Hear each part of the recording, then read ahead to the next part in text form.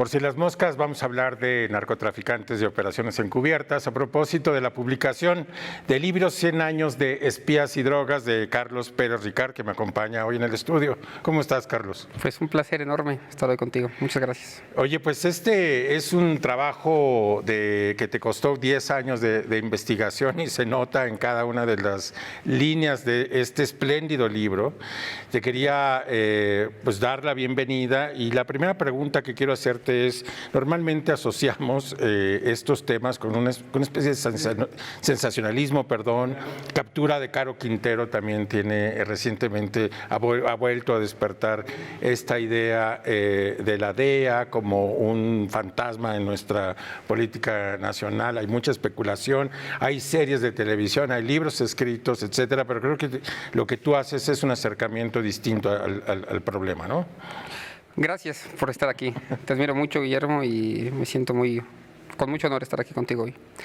Este es un libro, una apuesta por un debate informado, un debate por volver a los grises, por no ser espectacular en ninguna afirmación, buscar a un lector y una lectora seria que quiera involucrarse en el tema.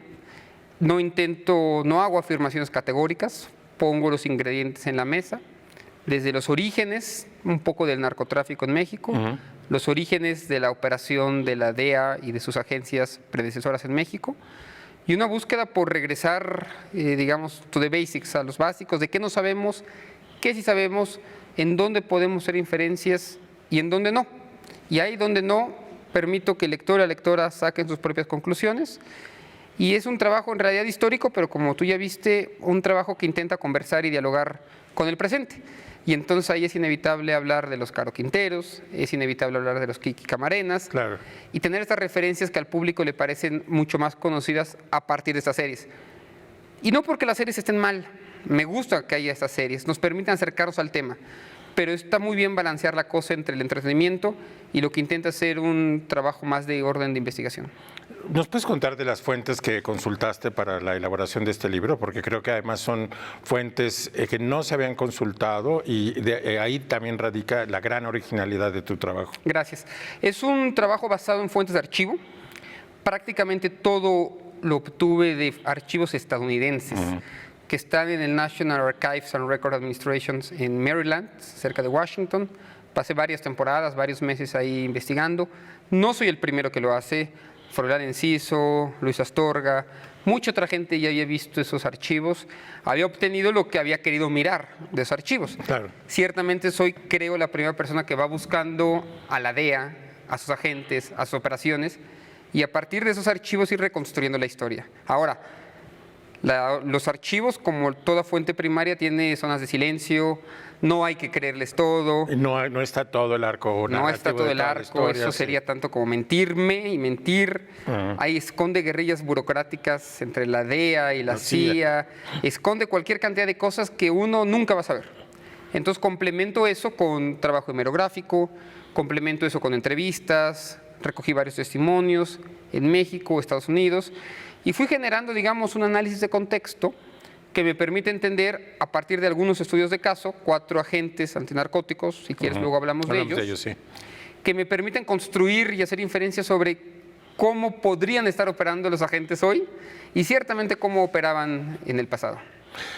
¿Por qué es importante hablar de estos agentes encubiertos y de la relación que establecen entre México y Estados Unidos?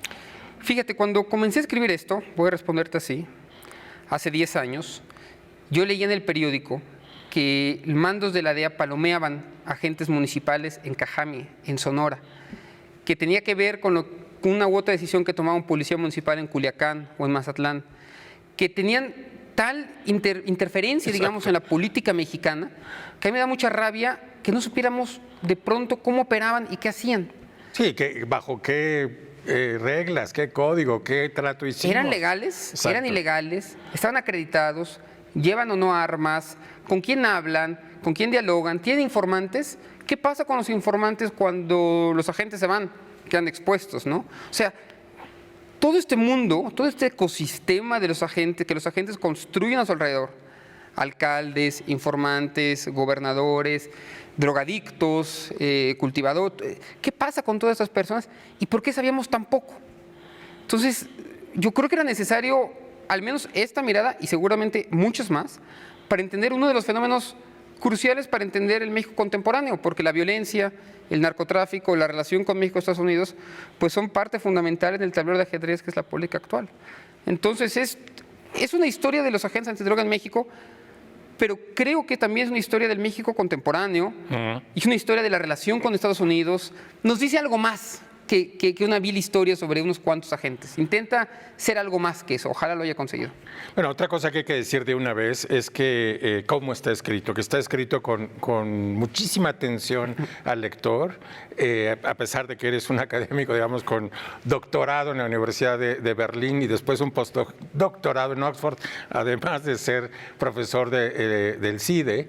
Hay un guiño muy elegante y muy bien establecido con el lector. Es un libro de una lectura muy entretenida, muy fácil, que revela, bueno, además estos submundos de los cuales no conocíamos casi nada, pero se te agradece esta factura. Bueno, la verdad es que no es por echarnos porras, pero viniendo de ti, más que de probablemente cualquier otra persona que me haya entrevistado, pues significa mucho. Y he de reconocer que pues me costó muchísimo trabajo. ¿Qué te inspiraba? Al menos eso. ¿Qué textos te inspiraban? No, me inspiraba el hecho de que yo leo a mis colegas. Exacto. Y no quiero escribir así. Muy bien. Y que conozco un poco la forma de escribir de los académicos. Y sí. me parece que es horrible. Y creo que hay un deber, sobre todo cuando trata textos públicos y temas públicos, llevar esto sin caer en la nota amarilla, sin caer en la exaltación, ser capaces de escribir medianamente bien. Yo no sé si lo logro bien, pero sí creo estar ahí presente. Entonces yo le digo al lector, esto alcancé a leer, esto no alcancé a leer, esto pude establecer con la información que tenía, esto no. Y alguna vez me intento dar alguna licencia que me gusta. Yo estudié letras también en la UNAM. Nota, sí. Pero, a ver, ahí, como tú sabes, no le enseñan a uno a escribir, ahí le enseñan más bien a uno a leer, ¿no? En todo caso, si algo. Pero bueno, es un intento porque creo que no está peleado escribir medianamente bien con un trabajo académico profundo y amplio. Y que si algo falta, de verdad, es esa comunicación entre academia y escribir algo. Sí, divulgación, ¿no? Y divulgación. Muy bien, Carlos, vámonos a un corte. Después vamos a ir ya revelando, digamos, parte del contenido de este libro. Gracias. No se vayan, regresamos pronto.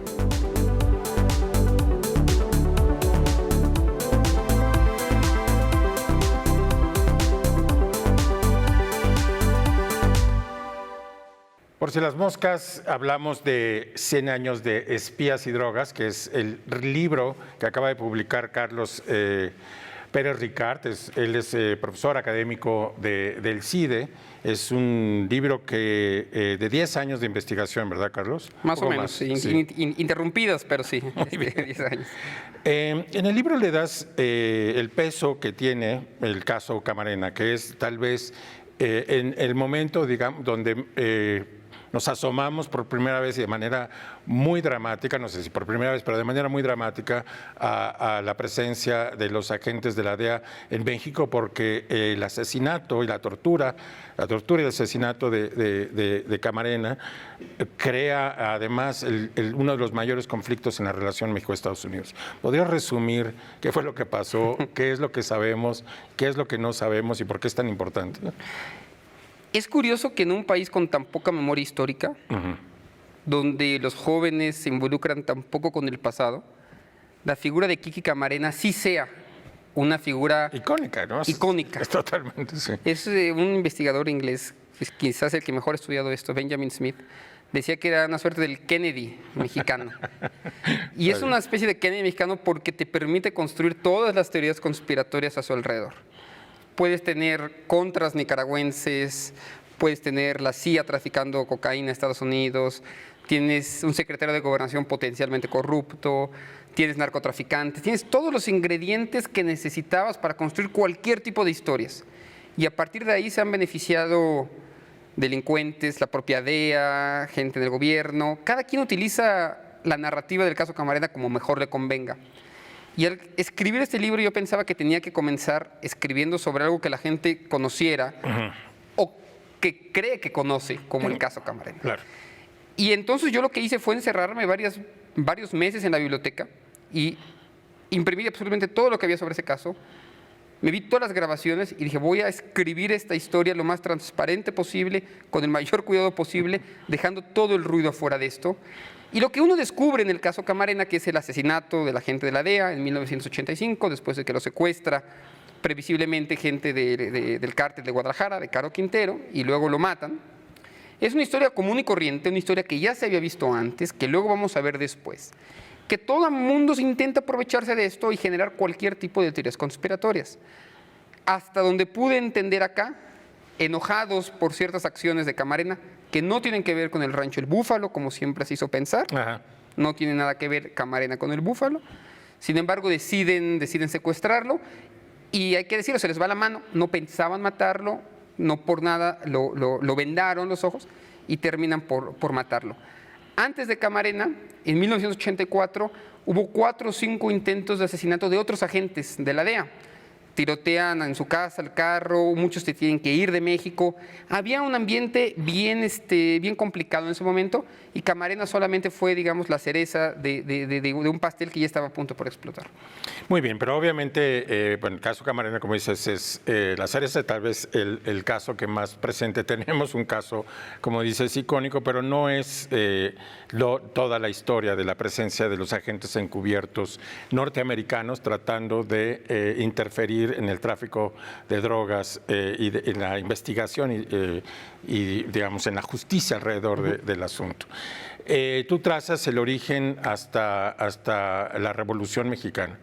Es ahí donde marcas un inicio. ¿Cómo era entonces la operación de estos agentes encubiertos estadounidenses y por qué estaban interesados en lo que pasaba en México?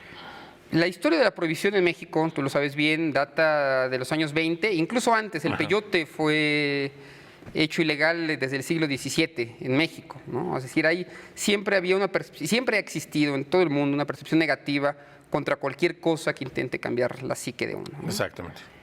México no es la excepción.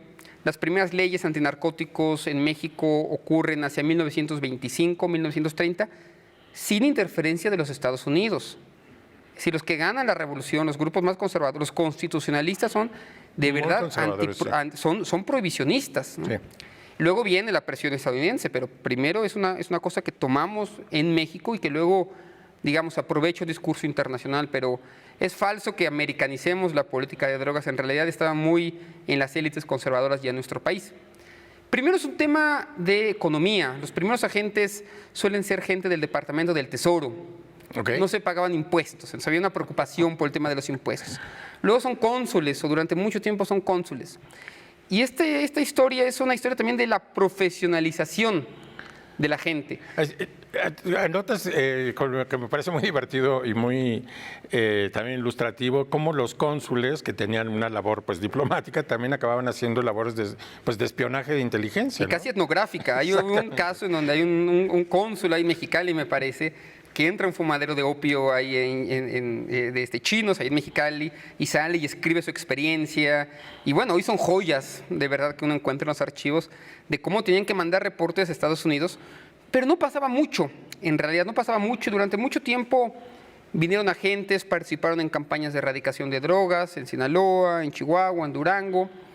Realmente eran operaciones bastante menores, hasta los años 70 y años 80, en donde hay algo que lo cambia todo, tú también lo sabes bien, que es el tema del mercado de la cocaína, la droga que proviene desde Sudamérica y que vuelve primero Colombia de moda, como país donde están centrados, digamos, los agentes, y luego México, ¿no? Y luego el periodo justo 1985-86, un periodo súper importante, el asesinato de Camarena, y después de Camarena nada vuelve a ser igual. Sí, nada vuelve a ser igual, ¿no? Esa relación se vuelve sumamente compleja. Hay un deseo de venganza constante brutal, de parte de la DEA de Estados Unidos por este asunto, hasta que pues, literalmente hace un mes o 2 meses con lo de Caro Quintero. Es increíble cómo la historia está presente en nuestros debates actuales, sí, ¿no? Todo el tiempo, que si en Fuegos y que Caro, todo de alguna manera nos mueve a la década de los 80, entonces totalmente. Saber historia es importante por ese tipo de cosas, ¿no? Hay otro tema que es importante en el relato, que es Nixon y el prohibicionismo estadounidense que se instala en el Partido Republicano y se convierte en una marca de identidad de Estados Unidos. Es un prohibicionismo que acaba también afectando pues, la lucha mundial contra las drogas. ¿Por qué no nos cuentas sobre este episodio? Esto es un libro, digamos, sobre los agentes antidroga, insisto, pero no puede leerse sin el contexto, no puede entenderse sin esta guerra absurda desde Nixon y antes de Nixon. El concepto de guerra contra las drogas data de 1914. Claro. Luego lo retoma Nixon mucho tiempo después, pero es anterior, o sea, es imposible entender esto sin la lógica prohibicionista, sin la lógica que criminaliza al usuario, que criminaliza al que que criminaliza toda una cadena de personas envueltas. Excepto al consumidor. Excepto al consumidor en Estados Unidos. Estados Unidos, que claro. es el mercado de drogas más grande del mundo, ¿no? Más rico del mundo. Los muertos acá y la gente pasando muy bien allá. Antes de que sigas, va a tener que interrumpirte porque se nos ha acabado otra vez el tiempo, pero regresemos con el tema de Nixon. Perfecto. Y la operación Intercepción y todo lo que es, también cómo cambia el tema de la relación Estados Unidos. Por supuesto. Regresamos después de este corte.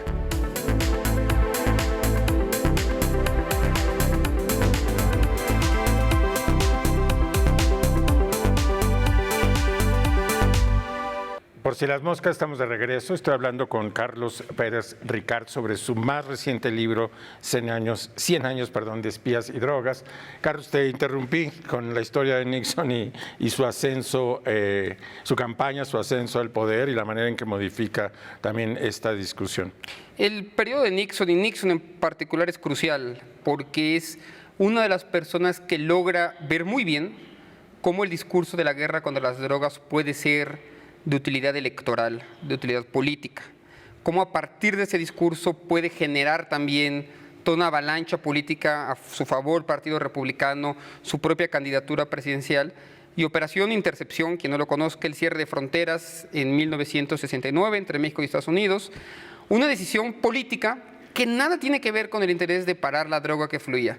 Y las ganas de generar alianzas con los grupos opositores, religiosos, conservadores en la frontera, y sacar raja, sacar provecho pues de esto, de las víctimas, porque en el fondo no se trata sino precisamente de eso. Sino digamos, de aparecer como un hombre de mano dura y establecer un vínculo con otros conservadores. Por cierto, ya dijimos que la guerra contra las drogas es anterior, que el concepto es del 14, pero también es una respuesta a la guerra contra la pobreza de Lyndon Johnson. Entonces, fíjense, de un discurso de guerra contra la pobreza, Nixon crea la guerra contra las drogas, ¿no? Claro. Y comienza, y quizás es la parte fundamental del libro, no sé si lo logro reflejar así, comienza el ensamblaje económico, político, cultural que significa la guerra contra las drogas.